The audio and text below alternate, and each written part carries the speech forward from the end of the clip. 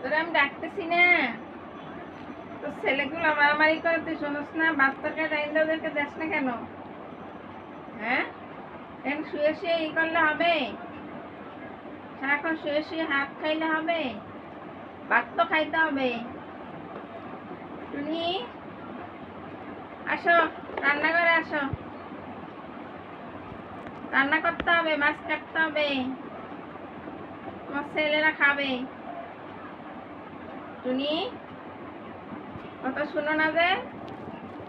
তুইও তো আমাকে পোলামাই আছে, এরকম কথা শুনতেছে না। এই টুনি, আয় আয়, আসো, ছেলেরা ভাত খাবে, আসো আসো, রান্না করো, রান্না বসাই দাও, যাও, বাগিনীকে নিয়ে যাও সাথে করে।